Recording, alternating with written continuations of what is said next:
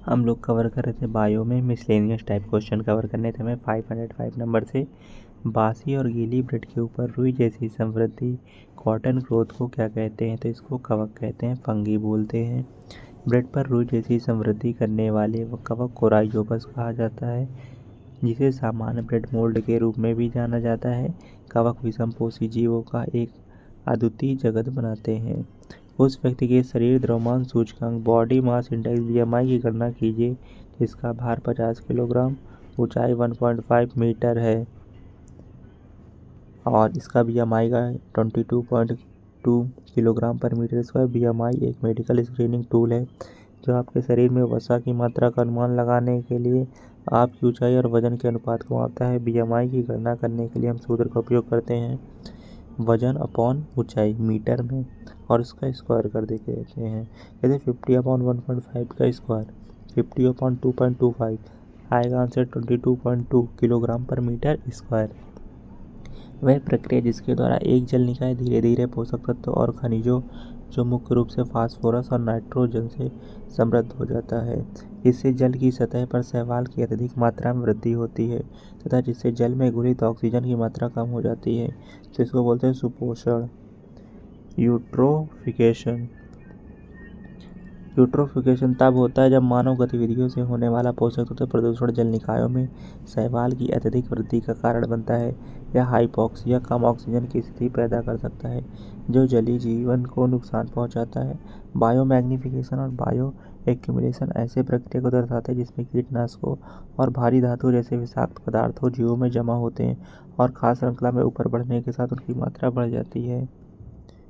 गुणसूत्रों का अभिरंजन करने के लिए किस विशिष्ट रसायन का उपयोग किया जा सकता है? एसीटोकार्बिन का उपयोग किया जाता है गुणसूत्रों का अभिरंजन करने के लिए। एसीटोकार्बिन एक सामान्य रूप से इस्तेमाल किया जाने वाला अभिरंजन है। इसका उपयोग साइटोलॉजी कोशिका विज्ञान में सूक्ष्मदर्शी से गुणसूत्रों को देखने के लिए किया जाता है। यह क्रोमैटिन से जुड़ता है जिससे कोशिका विभाजन के दौरान गुणसूत्र अधिक विशिष्ट और अध्ययन करने में आसान हो जाते हैं। मेसोडर्म से आस्तरित देह गुहा को आप क्या कहते हैं? मध्यजन स्तर। तो इसको कॉलम या प्रगुहा के नाम से जानते हैं और यह एक शरीर गुहा है जो पूरी तरह से मेसोडर्म द्वारा रेखांकित होता है, जैसा कि कोलमेट जैसे एनिलेट्स, मोलस्क और आर्थ्रोपोड्स में देखा जाता है। इसके विपरीत एक स्यूडोकोइलम आंशिक रूप से मेसोडर्म द्वारा रेखांकित होता है और यह स्यूडोकोइलमेट्स जैसे राउंडवॉर्म्स में पाया जाता है। ये शरीर गुहाएं आंतरिक अंगों की रक्षा करने और गति में सहायता करने में महत्वपूर्ण भूमिका निभाती हैं। जब शरीर भोजन की ऊर्जा से वंचित हो जाता है तो निम्नलिखित में से किस ऊतक का उपयोग स्वयं को पोषित करने के लिए किया जाता है? तो वसा में ऊतक का उपयोग स्वयं को पोषित करने के लिए किया जाता है। वसा में ऊतक वसा को संग्रहित करने वाला वसा ऊतक त्वचा के नीचे और आंतरिक अंगों के बीच पाया जाता है। इस ऊतक की कोशिकाएं वसा की गोलियों से भरी होती हैं। वसा का भंडारण इसे इंसुलेटर के रूप में भी कार्य करने देता है। निम्नलिखित में से कौन सा आविकार्की भोजन है? दाल जो है वो आविकार्की भोजन है। पल्सेस आविकार्की खाद्य पदार्थ वे पदार्थ हैं जिन्हें बिना खराब हुए लंबे समय तक कमरे के तापमान पर रखा जा सकता है। उदाहरणों में बीन्स, कॉफ़ी, शहद, पाउडर वाला दूध, चावल और गेहूँ शामिल है। इसके विपरीत फ्रोजन खाद्य पदार्थों को आविकार्की के रूप में वर्गीकृत नहीं किया जा सकता है। एलन के नियम से हमारा क्या तात्पर्य है? एलन का नियम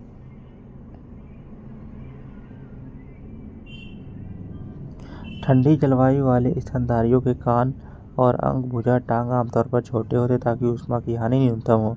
ये एलन का नियम है। एलन का नियम एक पारस्परिक भौगोलिक नियम है जिसे जोएल आसाफ एलन ने 1870 में प्रतिपादित किया था। यह बताता है कि होमोथार्मिक जानवरों के लिए शरीर सतह क्षेत्रफल से आयतन का अनुपात उस आवास के औसत तापमान के साथ बदलता रहता है जिसके लिए वे अनुकूलित होते हैं, यानी यह अनुपात ठंडे मौसम में कम और गर्म मौसम में अधिक होता है। अमरूद के पौधे में किस प्रकार का पर्ण विन्यास पाया जाता है? तो विपरीत पर्ण विन्यास होता है अमरूद के पौधे में। फाइलोटिक्स। जो फाइलोटिक्सी का तात्पर्य पौधे के तने या शाखा पर पत्तियों की व्यवस्था से है। विपरीत पत्ती व्यवस्था में दो पत्तियां एक ही बिंदु पर उगती हैं, जिसमें पत्तियां शाखा के साथ एक दूसरे के विपरीत जुड़ती हैं। यदि एक नोड पर 3 या अधिक पत्तियां जुड़ी हुई हैं तो पत्ती व्यवस्था का चक्राकार होल्ड के रूप में वर्गीकृत किया जाता है। निम्नलिखित में से कौन सा युग्म गलत सुमेलित है? तो स्टार्च।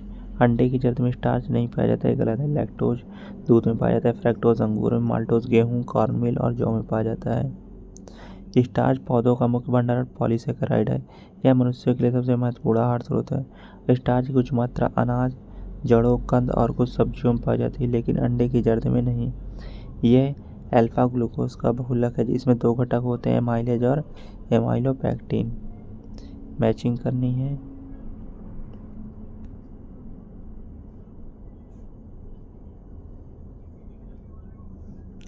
तो ग्लूकोज को मैच करेंगे श्वसन के लिए सर्वोत्तम कार्बनिक क्रियाधार।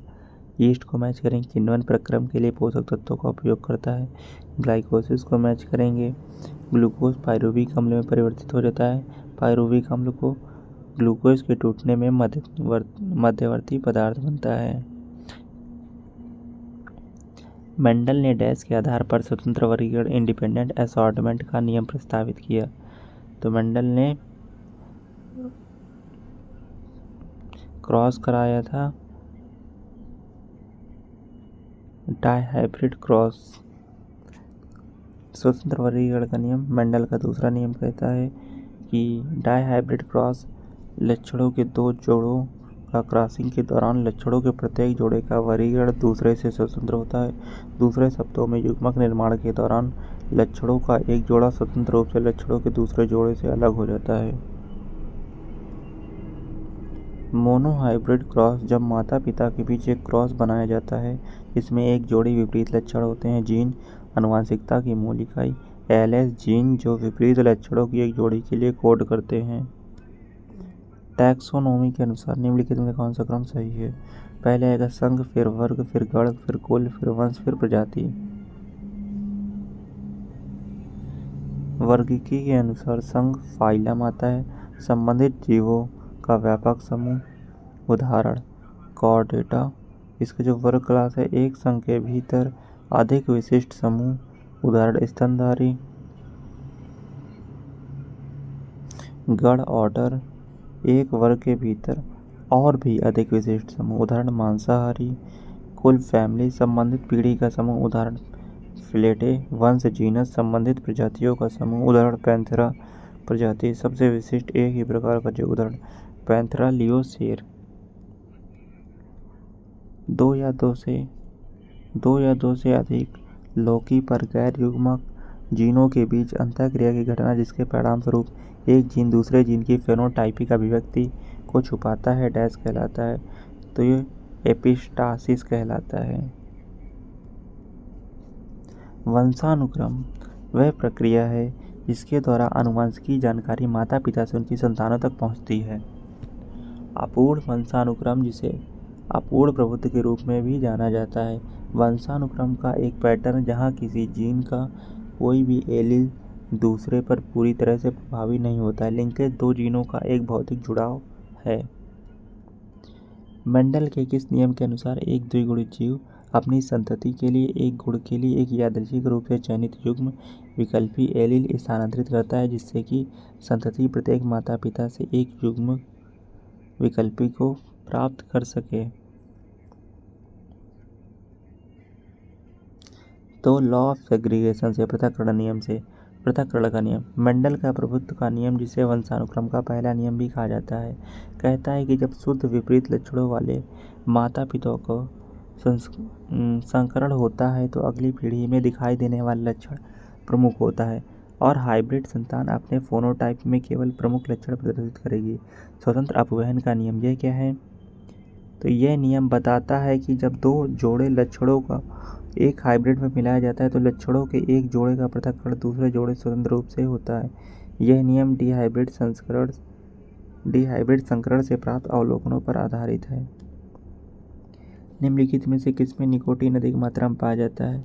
तंबाकू।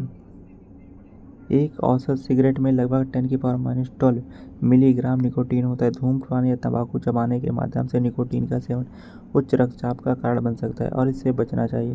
तंबाकू से होने वाली बीमारियां फेफड़ों का कैंसर, मुंह का कैंसर, ब्रोंकाइटिस, एथेरोस्क्लेरोसिस।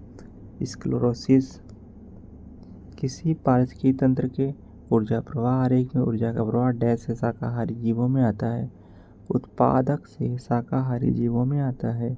उत्पादक स्वपोषी वे सजीव जो सूर्य के प्रकाश का उपयोग करके अपना भोजन निर्माण करते हैं और इन्हें प्रथम पोषी स्तर पर रखा जाता है।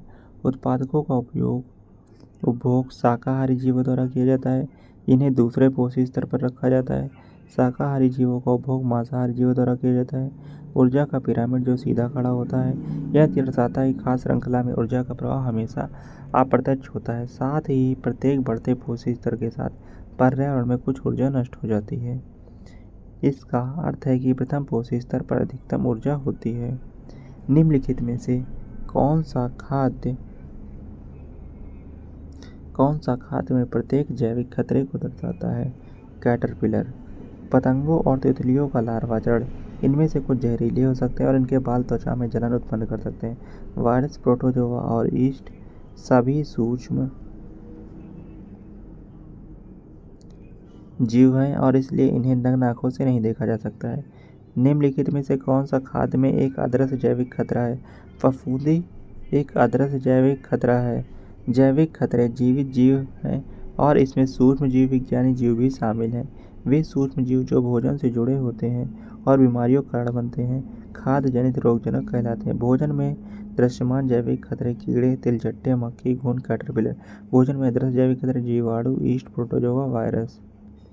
दवाइयों के रूप में उपयोग की जाने वाली दवाएं कब संभावित जहर बन जाती हैं?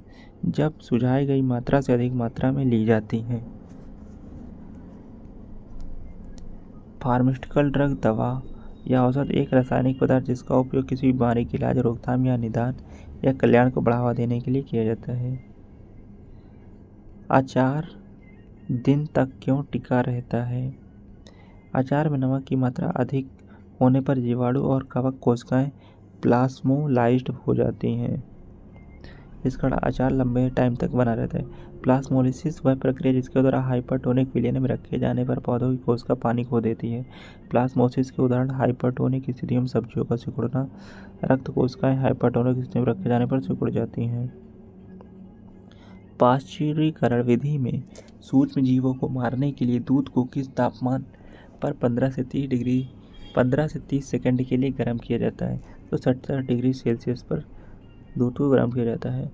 पाश्चुरीकरण वह प्रक्रिया जिसके द्वारा दूध को एक निश्चित अवधि के लिए एक विशिष्ट तापमान पर गर्म किया जाता है ताकि हानिकारक बैक्टीरिया को नष्ट किया जा सके, जो लिस्टेरियोसिस, टाइफाइड, बुखार, तपेदिक, डिप्थीरिया, ब्रुसेलोसिस जैसी बीमारियों का कारण बन सकते हैं। इस प्रक्रिया की खोज लुई पाश्चर ने की थी। किस पौधे को एक हानिकारक खरपतवार माना जाता है जिसमें परभक्षियों से बचने के लिए एक रासायनिक रक्षा तंत्र होता है? तो कैलोट्रोपिस को खरपतवार के रूप में जाना जाता है। कैलोट्रोपिस यह एक रक्षा तंत्र के रूप में कार्डिक ग्लाइकोसाइड्स नामक एक यौगिक उत्पादन करता है। रासायनिक प्रतिरक्षा वाले अन्य पौधे: पॉइजन आइवी, टॉक्सिकोडेंड्रोन रेडिकन्स, इसमें यूरिसियोल होता है। पॉपिस, पापावर, मॉर्फिन और कोडीन जैसे अल्कलॉइड का उत्पादन करता है। तंबाकू निकोटियाना, इसमें निकोटीन होता है।